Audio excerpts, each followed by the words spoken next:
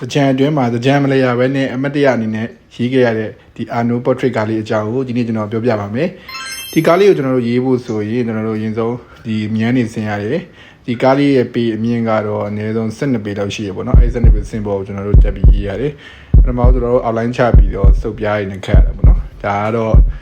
new with no Biat happy,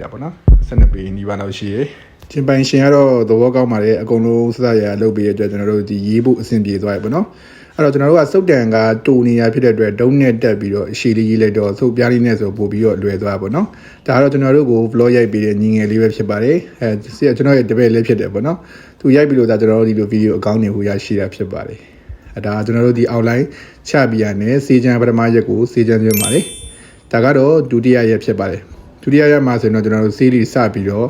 လုံးဝပါတယ်။တက်လိုက်ဆင်းလိုက်နေဆိုတော့ကျွန်တော်အကျိုးအကြအကျက်အကြနေရကျွန်တော်နားရတယ်ပေါ့နော်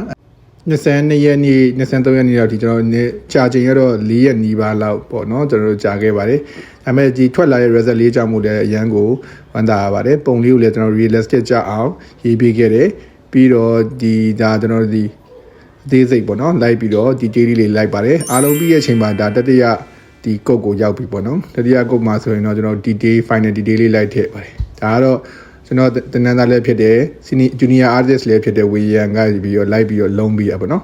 ပြီးပြီဆိုရင်တော့ကျွန်တော်ဒီ sign လေးတွေထိုးကြပါလေ sign လေးထိုးပြီးတော့ကျွန်တော်တို့ဒီ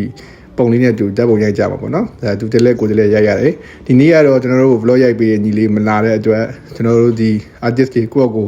vlog ပြန်ရိုက်ရတာပေါ့နော်ဒါပြီးသွားတဲ့အခြေအနေလေးပါပြီးပြီဆိုရင်တော့ကျွန်တော်တို့မြန်းနေဖြုတ်ပြီးတော့ချုပ်ဒီအလင်းရှိတဲ့နေရာလေးတွေကိုကျွန်တော်အဝေးရကြည့်တဲ့အခါမှာလိုအပ်ချက်လေးရှိတဲ့နေရာလေးတွေကိုလိုက်လည်ပြီးတော့ကျွန်တော်တို့ဖြည့်လိုက်ပါတယ်ဒါကတော့ final result လေးဖြစ်ပါတယ်ဘေးကဆီယမတိုးကလည်းတခြားနေရာမှာလည်းသူတို့ပုံနေလေးဆွဲနေကြတယ်ပေါ့နော်ဒါကတော့ကျွန်တော်ရဲ့ဝေရရဲ့ sport ကတော့ဆီယမတိုးရဲ့ဟင်းစော်ထဲဖြစ်ပါတယ်ဒါကတော့အားလုံးပြီးသွားတဲ့အခြေအနေလေးဖြစ်ပါတယ်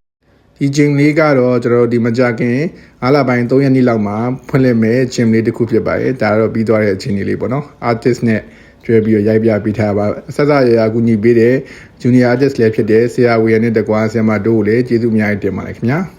အခုလိုမျိုးဗီဒီယိုကိုအဆုံးထိကြည့်ပြီးတဲ့ကြည့်ရှုသူပြည်တဲ့အားလုံးကိုလည်းကျေးဇူးအထူးပဲတင်ရှိပါတယ်ခင်ဗျာနောက်ဗီဒီယိုမှာပြန်လည်ဆုံတွေ့ရအောင်ခင်ဗျာ